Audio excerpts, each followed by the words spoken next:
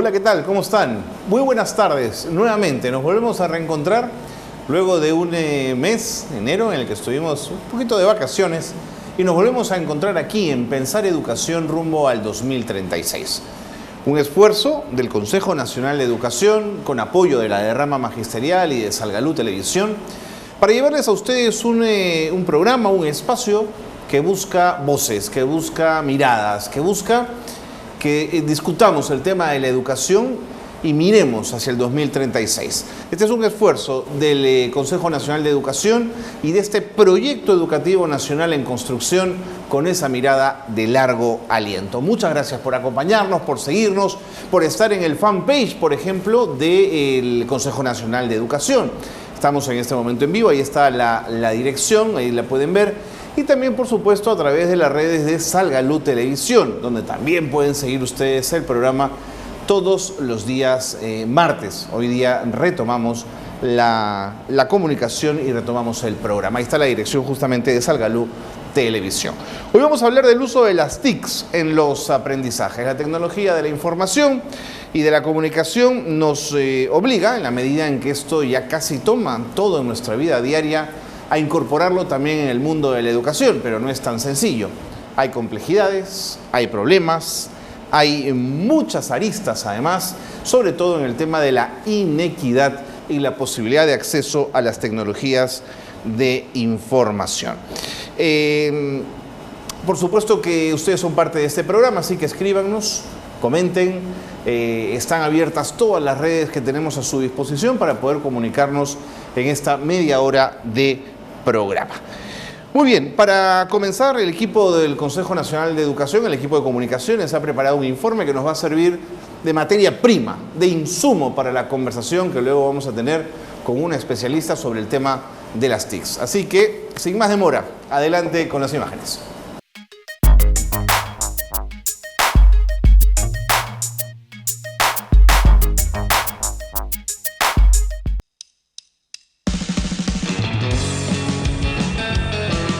Las tecnologías de la información y de la comunicación, más conocidas como TIC, hoy forman parte de la vida diaria de un buen grupo de niños, niñas y adolescentes, y gran parte de esta población accede a ellas a través de Internet.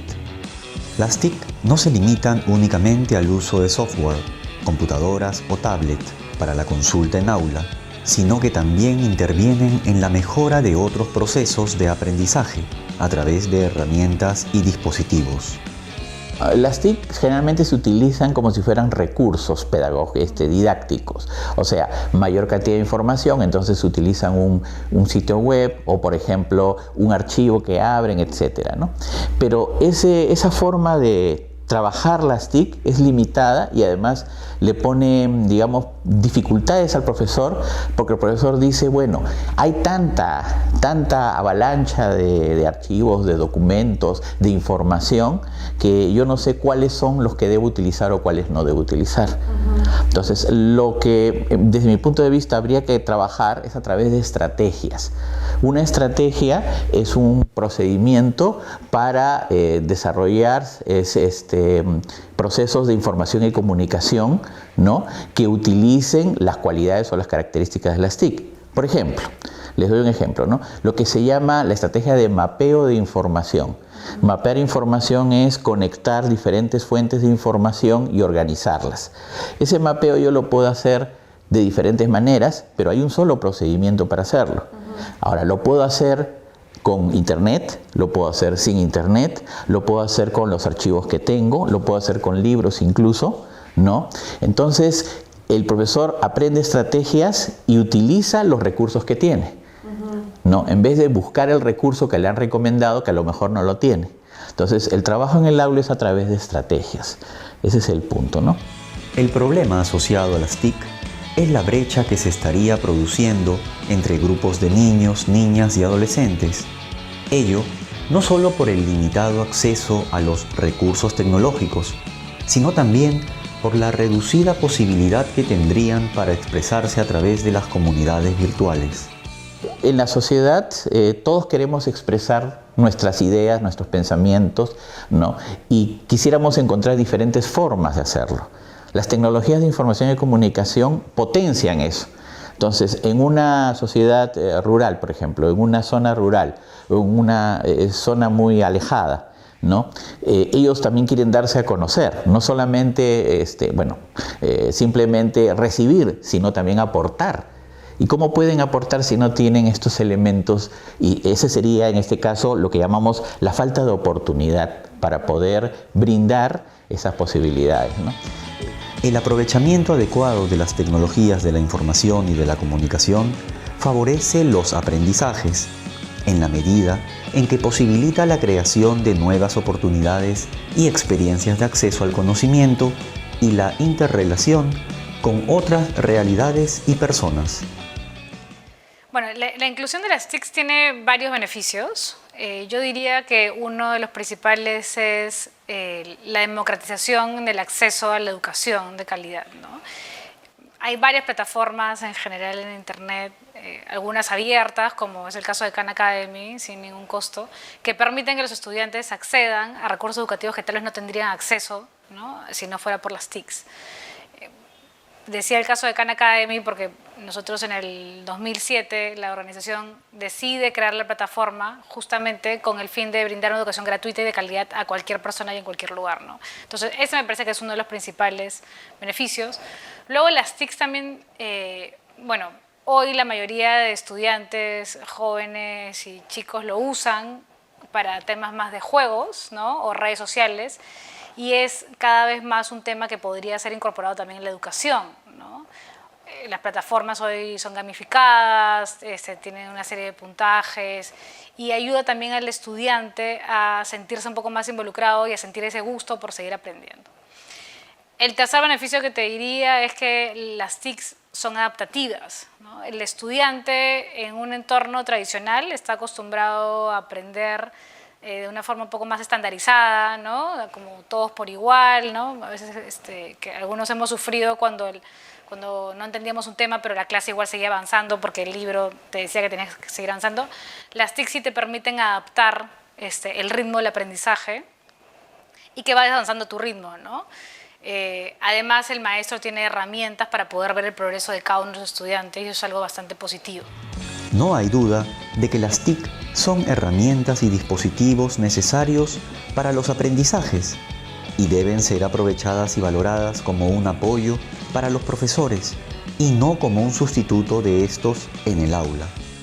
Yo creo que lo que le da al maestro, al alumno, la conexión, el vínculo, eso es invalorable, ¿no? Todas las habilidades socioemocionales que el estudiante necesita y que además está probado que si está más fuerte en eso, luego sus aprendizajes cognitivos también son mejores, eso no lo va a dar las TICs, ¿no? Las TICs tienen que ser un refuerzo para el trabajo autónomo, para algunos temas cognitivos, como matemáticas, ciencia, programación, ¿no? El pensamiento computacional, pero toda la parte, como te decía, un poco más blanda, que a veces también se dice que es la parte más dura para la vida, eso definitivamente las TICs no lo van a brindar. El buen aprovechamiento de las TIC en los procesos educativos dentro y fuera de la escuela plantean a los padres, a los docentes y al mismo sistema educativo una serie de cambios. En ese contexto, podríamos pensar en desafíos como que las TIC se articulen con la cultura propia de la comunidad educativa, se incorporen como uno de los procesos esenciales en las escuelas y ayuden a generar iniciativas de aprendizajes fuera de los ámbitos educativos comunes.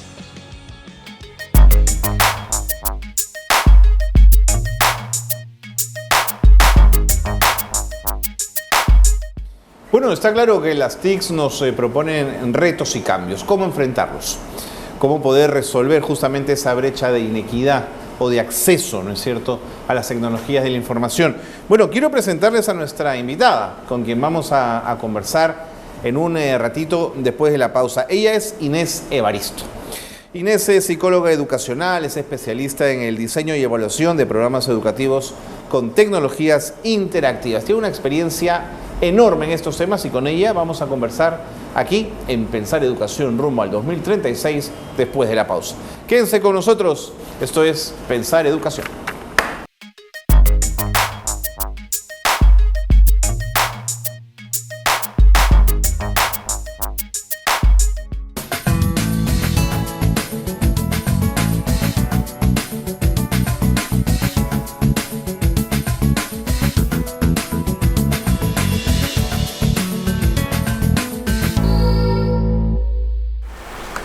tranquilos. Estamos en una zona segura. En la escuela nos organizamos y colaboramos en la limpieza de canaletas y alcantarillas. Ante huaicos e inundaciones, reforzamos las defensas ribereñas. Protegemos los bienes y materiales educativos.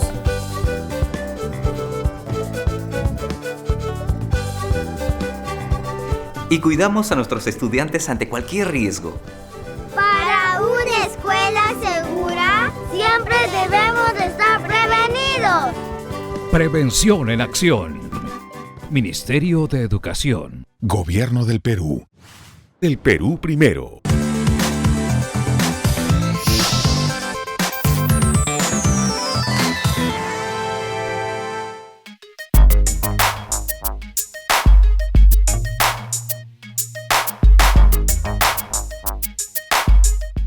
Qué bueno que se han quedado con nosotros en Pensar Educación. Qué bueno que nos acompañen en este programa número 11, que tiene que ver justamente con las TIC y el uso de estas en los aprendizajes. Tal como se los había anunciado, está con nosotros Inés Evaristo. Ella es psicóloga educacional, especialista en diseño y evaluación de programas educativos con tecnologías interactivas. Yo quiero agradecerte, Inés, mucho que nos acompañes y que estés con nosotros. Bienvenida. Gracias. ¿Qué pasa si desaparecemos la tecnología de la información del aula hoy? ¿Cómo quedan estos chicos frente a estas sociedades cambiantes? Bueno, ¿qué pasa? Creo que sería regresar a como nuestros padres, nuestros abuelos han estudiado. Casi impensable, entonces, ¿no? Obviamente, ¿cómo se sentirían ellos una vez de haber conocido las tecnologías? Ajá. Y desaparece? Ahí sí, ¿no? O sea, sería un shock para ellos, ¿no? Son chicos que, aunque a veces los adultos no entendamos, son chicos que han nacido en una era digital. Son chicos que están acostumbrados a, cuando quieren aprender, saben que pueden buscar la respuesta en YouTube, en Google, pero principalmente en YouTube. Saben de que para qué quiero memorizar, si es que está ahí, ¿no? Son chicos que están acostumbrados a cuestionar lo que los padres, los maestros les dicen, porque por ahí descubrieron un video que refutaba algo, o un video que les complementaba lo que sus papás les habían dado.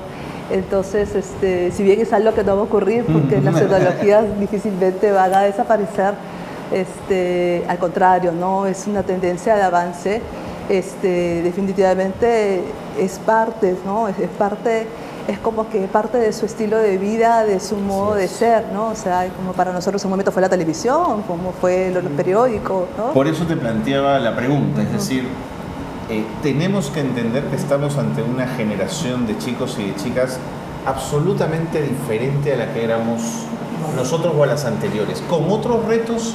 Más que chicos y chicas diferentes, creo que el contexto es diferente. Okay. No estamos en una sociedad digital, como en un momento vivimos en una sociedad industrial, y eso hace que algunas formas, ¿no?, de aprender, de socializar sean diferentes, ¿no? Pero hay ciertas cosas, todo el proceso de maduración, el desarrollo, la importancia de la escuela, la socialización es igual de necesaria, importante que para nosotras, ¿no? Sino más que todo la forma.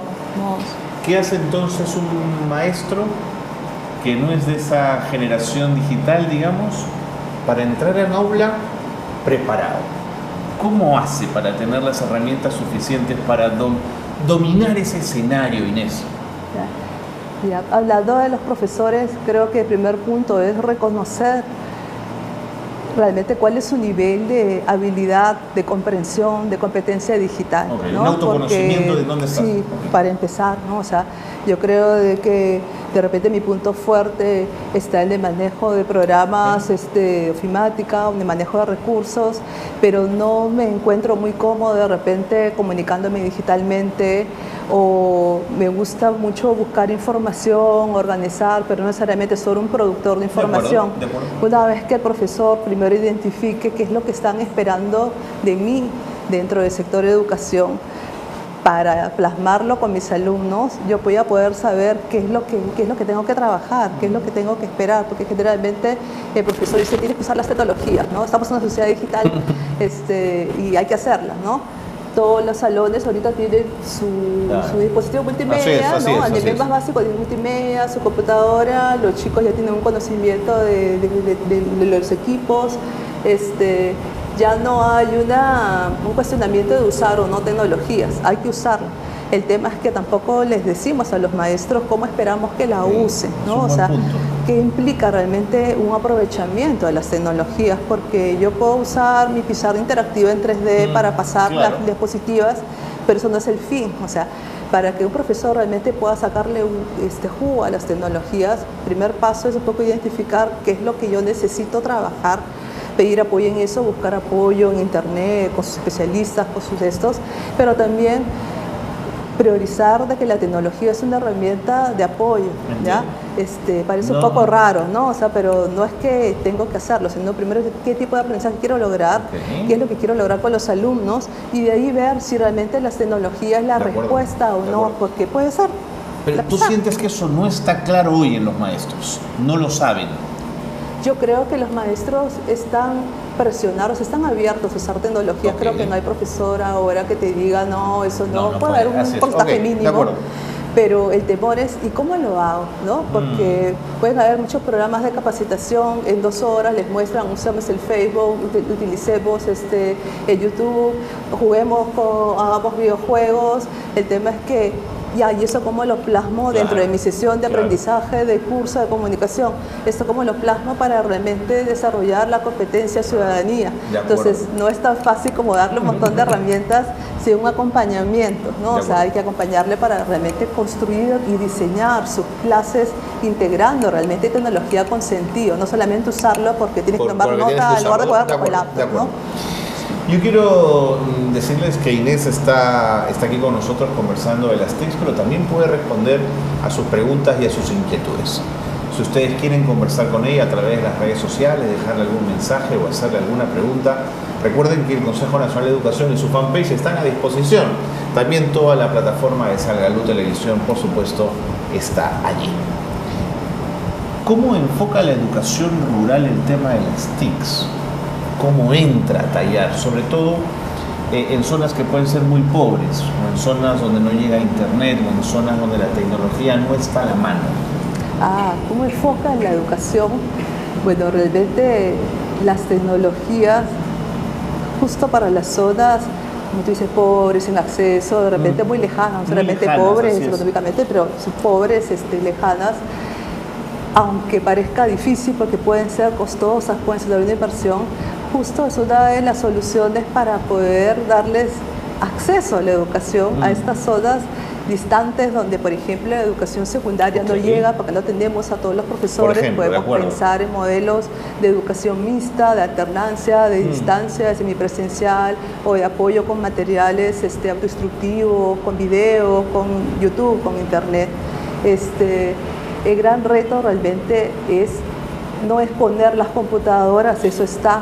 Es cómo aseguro yo un ancho de banda que me permita realmente tener una conectividad adecuada, y cómo también nosotros desarrollamos capacidades en los directivos para poder conectar a mi colegio dentro de una comunidad educativa, ¿no? Desde usar cuentas de correos electrónicos, el fomento de las redes sociales, desde hacer convenios con universidades, con empresas para que nos puedan conectar, con Telefónica, hay tantos proyectos interesantes. Por supuesto. Entonces, yo creo que acá la pregunta es, o sea, siempre es, sí que es difícil, ¿no? Llegar a las zonas más pobres, donde a las justas hay luz, donde el agua de repente no está en forma tan fluida como en las ciudades. A veces pareciera un poco superficial pensar en internet, ¿no? Si es que hay otras necesidades o carencias, pero realmente las tecnologías del internet justo es una manera de participación ciudadana, ¿no? Es decir, la educación forma ciudadanos, los ciudadanos también son ciudadanos digitales, como nosotros comentamos que hay este problema en mi comunidad, el poder de las redes sociales, cómo me comunico, cómo pido apoyo al Estado, a mi UGEL, a mi DRE para eso. Entonces, realmente, si nosotros pensamos en acceso a los que están de forma lejana, acceso a las personas que tienen algún tipo de discapacidad, ¿no? Cómo las tecnologías permiten realmente con diferentes software que las personas que tienen una dificultad visual puedan poder ajustar la pantalla del computador y poder leer. Claro. O las personas que tienen una discapacidad auditiva, cómo pueden trabajar eso. La capacidad motora, una discapacidad motora también. Y en el otro extremo, los niños, nuestros niños adolescentes que tienen de alguna forma una super capacidad o habilidades más talentosas, cómo aprovechamos las tecnologías para que ellos puedan avanzar a su propio ritmo, que no se aburran o no sientan que tenemos que estar al mismo nivel. Entonces, más allá de la condición económica, yo creo que realmente las tecnologías nos apoyan mucho en romper esas barreras de acceso geográficas, ¿no? De acuerdo. Una pregunta, no voy a decir de viejo, pero sí de hombre con hijos adolescentes, donde el celular es casi una extensión de la mano, Inés. Me pregunto si la pérdida de la lectura, el papel, el texto, la posibilidad de leer y concentrarte frente a la imagen que viene en movimiento y con luz, ¿no trastoca también la forma de pensar y de entender el mundo? Creo que son cosas diferentes. Yo tengo un niño de 11, ya de 12, que está enganchado ya con el celular, otro de 6 y un recién nacido, y que me pongo a pensar cómo cada vez más pronto los niños están adquiriendo una habilidad con las pantallas. Impresionante. Me preocupa que sí, por algún momento cada vez más prefieren ver un video o ver la película que leer un libro, pero creo que no es culpa de las tecnologías. La tecnología, las TICs, son neutras, son tecnologías, es una mesa. Como tú la uses, ¿no? Si la usas para tirarle, para golpearla, para la usas por su función, es eso. O sea, y eso creo que es bien importante porque hay muchos estudios, comentarios, hay de todo, ¿no? Que siempre le echan la culpa a las tecnologías, a los videojuegos, a los juegos desde chiquitos. Y es un tema más que todo de control, ¿no? De que los padres, los maestros puedan saber cómo aprovecho eso. Si tú me dices ese tema de poder discriminar, de poder creo que hay que empezar a ver y qué generan las pantallas, qué genera un videojuego, ¿no? Esa capacidad de discriminación de lo principal, de lo accesorio, esa capacidad de toma de decisión, esa capacidad que de repente no la tengo en un libro o de un programa de televisión, que de repente yo lo estoy escuchando, pero no estoy interactuando, ¿no? Esa curiosidad, todo eso. Nada, que pasa nada, o sea, la adolescencia, la pubertad, nosotros mismos que a veces no podemos soltar el Facebook, creo que es un tema más de autocontrol, pero de una necesidad de conversar de ese tema desde la escuela, desde la familia. Muy interesante. Y reflexionar y ver qué está pasando. Inés, ha sido sumamente clara. Muchas gracias. De nada. Gracias por habernos acompañado. Ha sido un gusto tenerte en el programa. Gracias. Bueno, ya escucharon Inés Evaristo, psicóloga educacional. Me gusta cuando dice las tecnologías son neutras. Depende cómo las usemos, ahí estará el asunto. Vámonos a una pausa breve, pero seguimos aquí en Pensar Educación rumbo al 2036.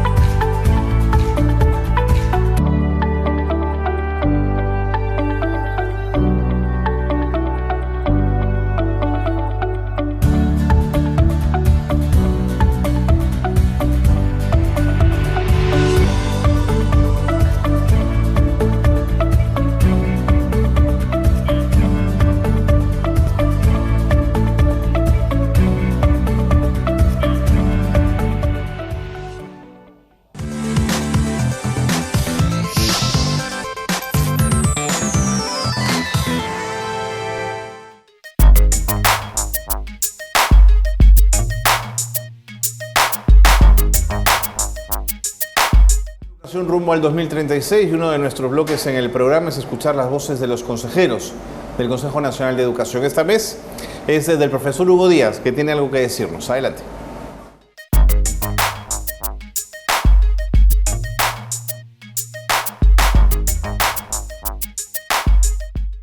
Desde principios de siglo en el país se ha hecho un considerable esfuerzo de desarrollo de las TICs en las escuelas de educación básica. Cuando uno compara las estadísticas que hay en la sección SCALE del Ministerio de Educación, lo que veíamos es que, por ejemplo, a principios de siglo en la educación primaria habían algo así como 250, 260 alumnos por computador, y ahora la relación ha bajado a 7 u 8 alumnos por computador. ¿No? Hay un tercio de escuelas que tienen acceso al internet, y el Ministerio de Educación últimamente, cuando ha aprobado el currículum nacional, lo que ha hecho es considerar la competencia de las tecnologías de la comunicación e información como una competencia transversal. Es decir, que debe ser utilizada por todos los docentes que enseñan otras áreas como comunicación, matemáticas, ciencias, personal social, etcétera, etcétera, ¿no? El problema está en que no tenemos una calidad de equipamiento que sea el deseable, ¿no? Cuando uno visita escuelas, lo que encuentra es que hay una cantidad muy heterogénea de equipos, algunos ya totalmente desactualizados, otros recientes, pero en términos generales el desafío que tiene la escuela peruana frente a las nuevas tecnologías es cómo hacemos para que los alumnos tengan más tiempo de acceso al computador en las escuelas. En las mejores escuelas que yo he visto, en el caso peruano, lo que se está observando es que apenas los estudiantes tienen un acceso de 30 a 45 minutos a la semana o cada 15 días. Entonces, con ese tiempo, digamos, de acceso al internet es muy difícil desarrollar las competencias, las habilidades que el currículum nacional está demandando. Y en ese sentido, entonces, el gran desafío es cómo hacemos para que el Estado, en primer lugar, diseñe proyectos sólidos, sostenibles en el tiempo, y cómo hacemos para que haya una alianza del Estado con los padres de familia, con las empresas de telecomunicaciones y con otras empresas, con la academia, para tener todos los recursos que sean disponibles y necesarios, de manera tal de que los alumnos se beneficien de las nuevas tecnologías en su formación.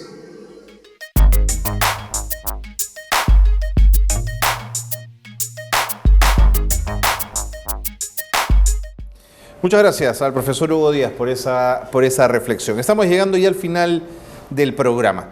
Queremos comentarles que a partir del próximo martes 12 de febrero nuestra hora de transmisión será a las 6 de la tarde en punto. Así que los esperamos aquí en Pensar Educación rumbo al 2036. Y para terminar, solamente destacar que el 4 de febrero el Ministerio de Educación cumplió 182 años de vida institucional.